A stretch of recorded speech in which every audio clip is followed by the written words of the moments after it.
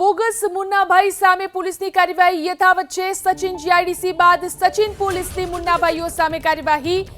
Bogus Munnabhai સામે પોલીસની કાર્યવાહી યથાવત છે। સચિન પોલીસે વધુ 3 બોગસ તબીબોને ઝડપી પાડ્યા છે।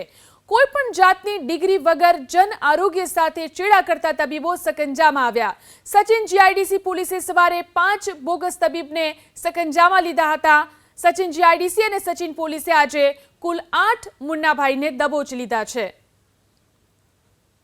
ये रेड चकासणी दरमियान टोटल 8 बोगस डॉक्टर मળી આવેલા છે।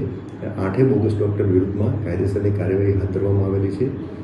સચિન પોલીસ સ્ટેશન વિસ્તારમાં 3 બોગસ ડોક્ટરો વિરુદ્ધમાં કાર્યવાહી કરવામાં આવેલી છે, જેના નામ છે એક રવિકુમાર દૂધનાથ મોરિયા, બીજાનું નામ છે અવિનાશ ભાઈદાસ પાટીલ અને ત્રીજાનું નામ છે હરીશચંદ્ર ગણપત।